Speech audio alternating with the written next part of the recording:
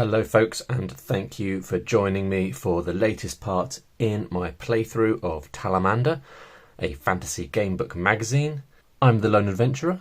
If you enjoy watching content about games like this one, please do consider subscribing to my channel and hitting the bell notification icon. This is part 3. Did I say that already? Well, it is. It's part 3. If you missed out on parts 1 and 2, I'll pop a link to part 1 in the corner of the screen and links to both parts 1 and 2 in the description below. Now, we were on entry 152, and if you remember, we had caught up with the pickpocket who stole our money. Because it was a young girl, she gave us the money back, gave us some useful information because she has had run-ins with the Fang Mountain raiders who also killed our mother, and she gave us an animal tooth necklace. No, she didn't. She offered us an animal tooth necklace, but we already had one and we were already wearing it. So because that particular item of clothing marks you out as a raider, best not to wear it the majority of the time, but maybe it would be handy in the future. Now, we had 3 different options what to do in response to finding this girl. And those options were to ask her if she needs any help, tell her about the mission to seek vengeance, or to ask her for help getting into Fang Mountain. So a couple of you, my regular viewers, commented, so thank you for that, sharing your opinions. Gormangast8858 said, because she stole my money, the least she can do is help us on our quest into Fang Mountain. And Mr. Mac 4321 said that we should ask if she needs help because she might be a potential new sidekick. So my instinct would be to go with Mr. Mac, ask if she needs help. So my instinct is always to err on the side of niceness. So I think what we will do is ask her if she needs any help. Gormangast8858, you're probably right that the least she can do is help us get into Fang Mountain. But I think getting on side with her is probably the most likely way of ensuring she eventually helps us. So we're going to turn to 220 and see what happens. That's kind. I'm fine. It's you I'm worried about. Let me give you some advice. Turn to 168. So 168 is the same as asking her for help getting into Fang Mountain. So actually, it's a bit of a fake option there because that means 220 also leads to 168. She beckons you closer in a conspiratorial way. Fang Mountain is only a day north from here. Winterheart practically sits on its doorstep. Why do you think they built the big stone wall around the city? There are 2 ways to get there. You can use the main track, but there are lots of raiders using it. Or the game trail. It's hidden by the crossroads. Search around, you'll find it. Should be quieter. She pauses. Get help if you can. There are plenty who live in the forest who hate the raiders. Centaurs, orcs, and others. You just have to find them.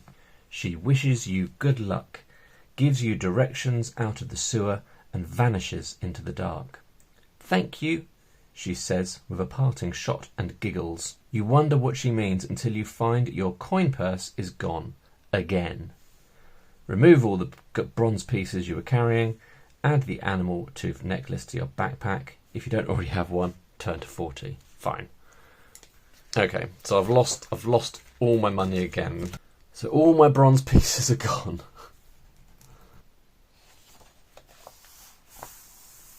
Chapter 2.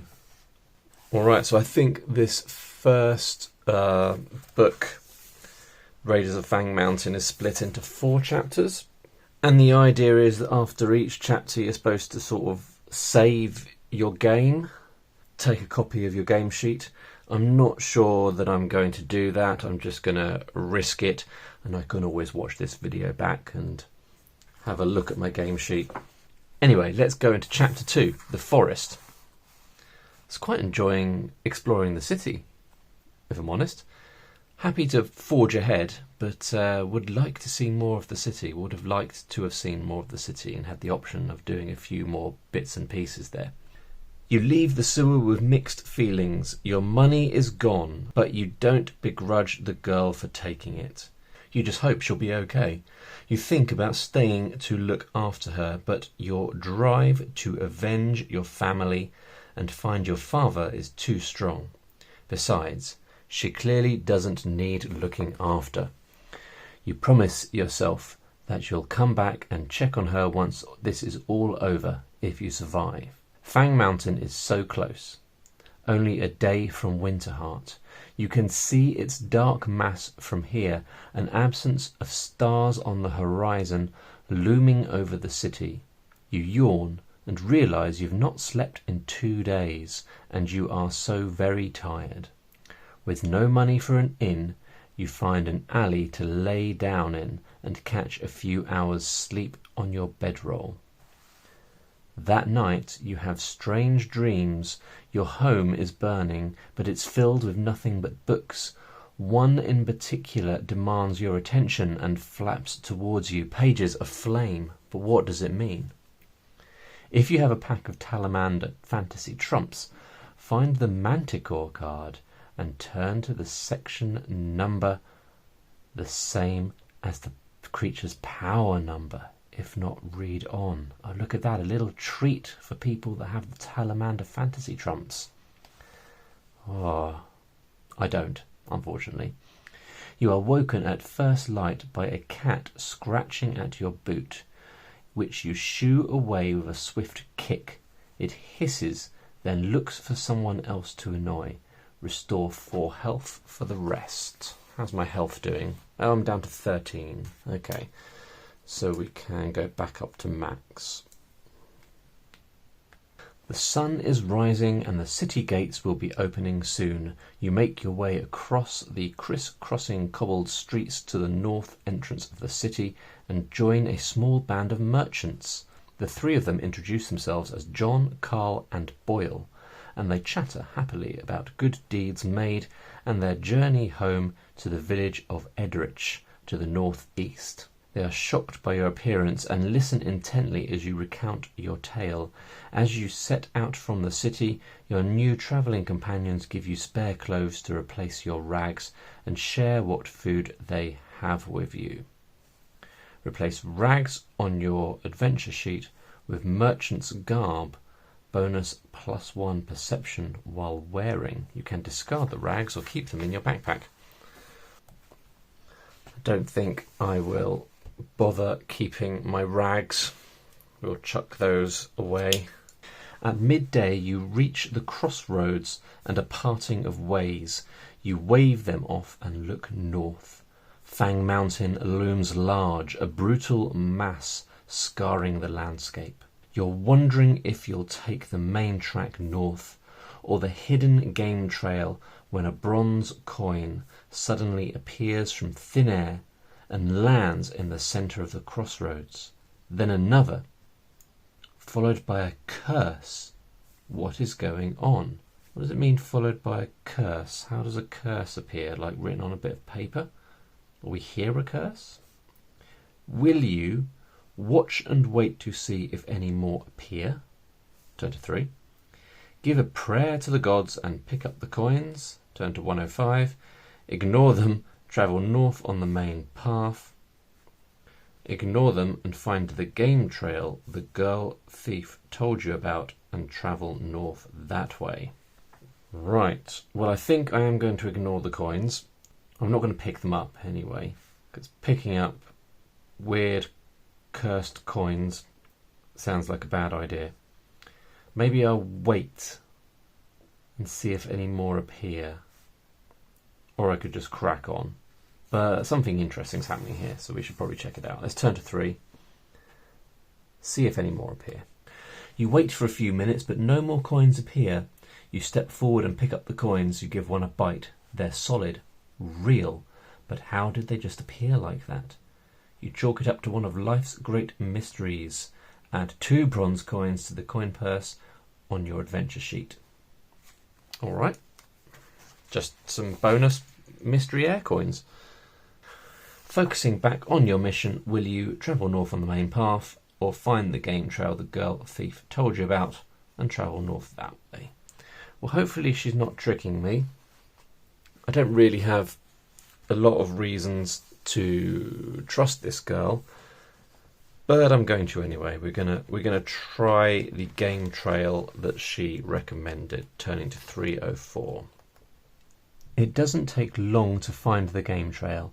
Pushing through 2 thorny bushes, you find a coarse track winding north, mirroring the path, but hidden out of sight. It's clearly meant for small animals as branches and bushes encroach on the path at head height. You realise you'll be doing a fair bit of ducking and weaving. It's slower progress than the main track, but more than once you hear soldiers marching close by, so you're pleased you chose this way. Small animals and birds have better hearing than you, and scatter long before you reach them, making for a quiet trip. Your thoughts wander to your family, and a familiar despair sets in. What if you just sat down and gave up? Would it matter? You shake your head as if trying to dislodge these dark thoughts. Luckily, a distraction presents itself. A shrill whistle sounds from somewhere to the north, followed by the snapping of branches and the squawk of a surprised bird. Something big is thrashing its way through the undergrowth towards your position. Voices join from the east. Whoever they are, they're tracking something big and it's being herded in your direction. Will you stand your ground and face whatever comes, or run east to the main trail away from the noise? Well, let's stand our ground and see what happens. 70.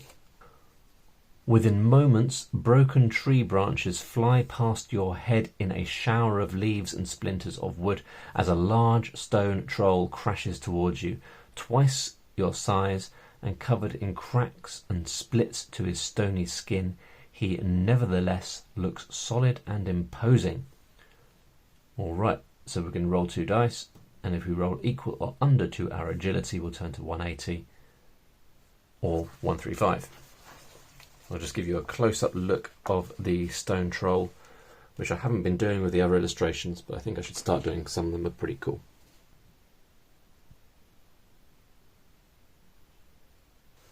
Alright, so an agility roll. So our agility is 7. So we're hoping to roll equal to or under 7. Oh, lucky, lucky, lucky. Okay, so we're going to turn to 180. You barely step aside as the troll sweeps past. His eyes catch yours and he loses his footing, his momentum taking him forward and through a small hedgerow where he lands in a tangle against a tree stump. Winded, but clearly unfazed, he stands and looks in your direction. Fool! Raiders are coming! Hide! With that, he's off, crashing through the trees and bush, making his own path through the dense woodland.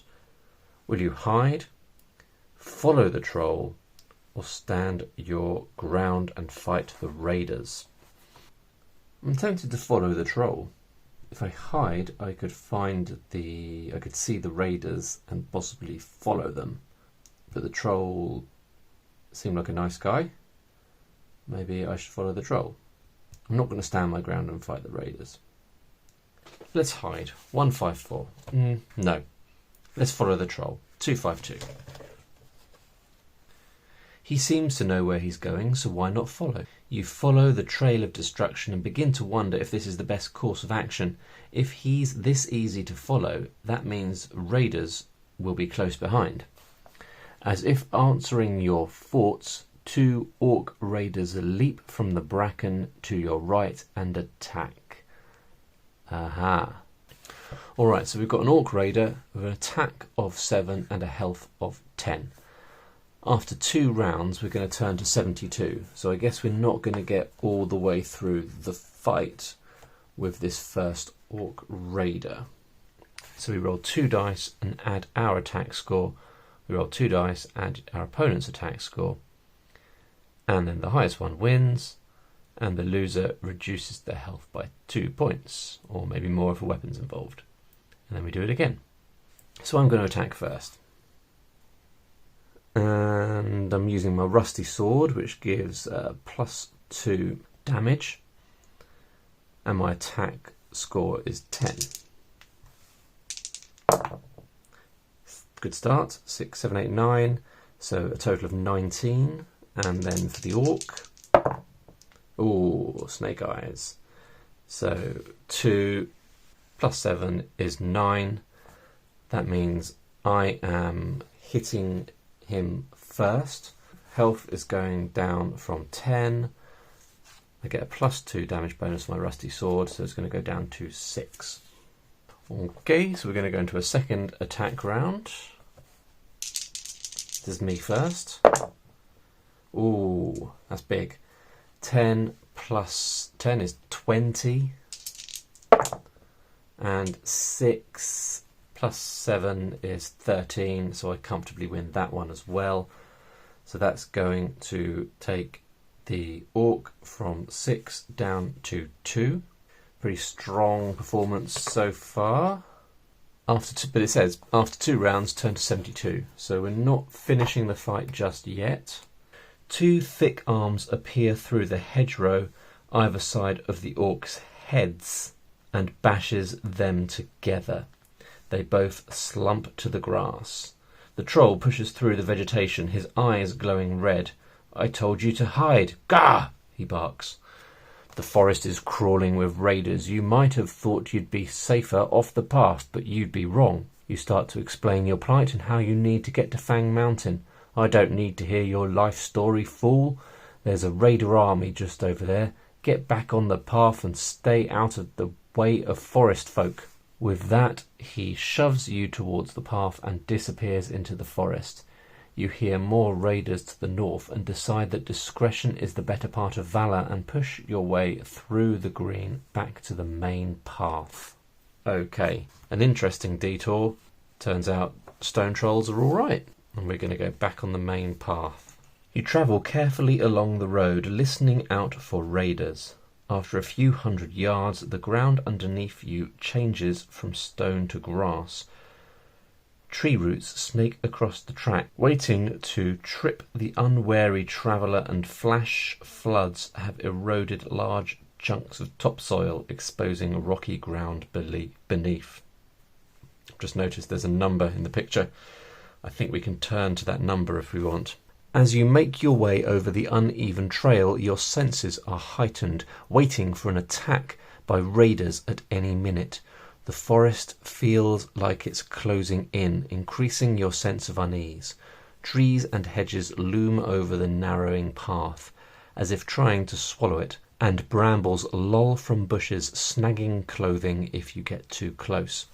It's all the more surprising when you turn a corner and see 2 wagons on the path in front of you. 3 burly men are trying to lift the wheel of the second wagon from a large pothole it finds itself trapped in. They don't look like raiders, but what are they doing on this path? Will you walk up and offer to help? Turn to 174. Stay where you are and watch? Turn to 92. Or head into the forest and try and creep around them? Turn to 141. Alright, so we've got 4 options when we include the trapdoor. Is it a trapdoor? In the picture.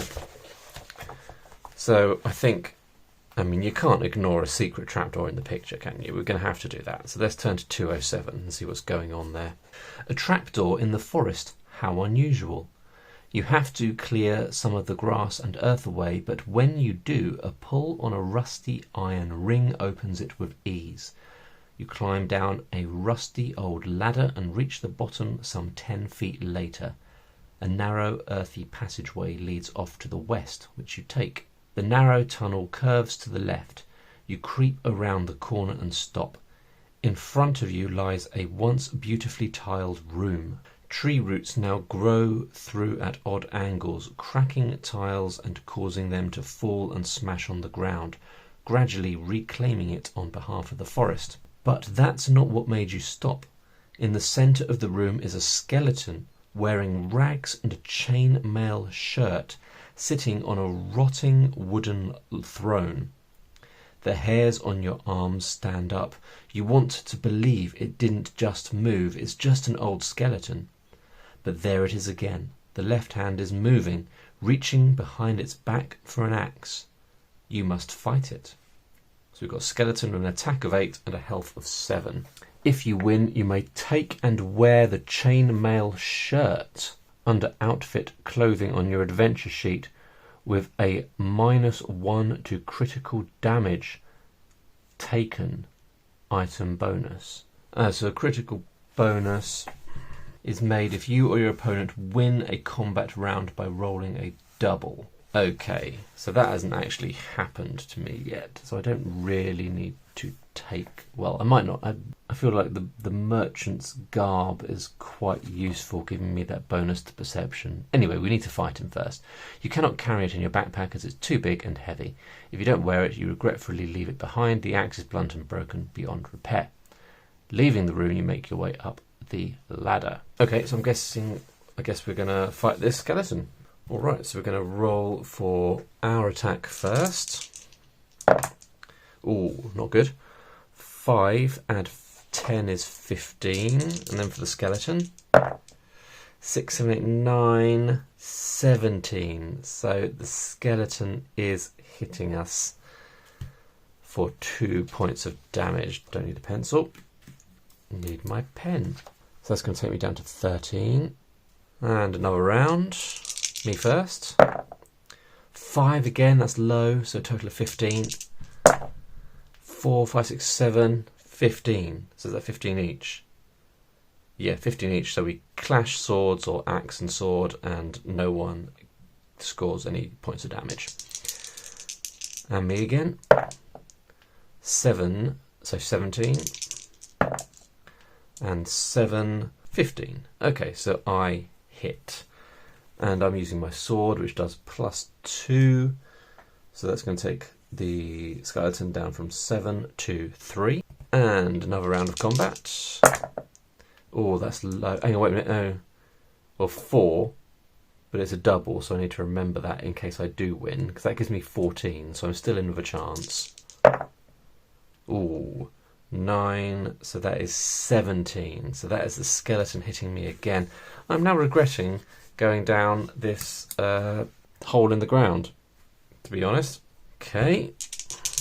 That was for me. 9, so 19. And that is for the skeleton, so that is 8, 16. So I win that round of combat, and the skeleton is defeated. Now, do I want to take the chainmail shirt? -1 to critical damage taken. Yeah, I just don't think critical damage occurs that frequently. Maybe I'll regret it, but I think I'm going to leave the chainmail shirt. But at least I know in the future, if I remember, that I can go down this hole and get a chainmail shirt if I want. So, turning our attention back to the fellas with the wagons, I've got 3 options. Will I walk up and offer to help? Turn to 174. Stay where you are and watch? Turn to 92. Or head into the forest and try and creep round them? 141. I think we will leave it there for this video. Might as well do another one after this. I'm trying to decide whether it's worth pushing through. I hope you're enjoying this playthrough. I'm definitely enjoying recording it. So I will carry on and do another one. So I'll leave this with you as to which option I choose, and I might try and throw up a poll on the channel as well this time to see whether that garners a few more opinions. Anywho, thanks very much for watching. If you enjoyed this video, you might enjoy my videos of the Castle of Blackwood Moors or the fighting fantasy gamebook Talisman of Death. Thanks very much for watching, and I will see you in the next one. Bye for now.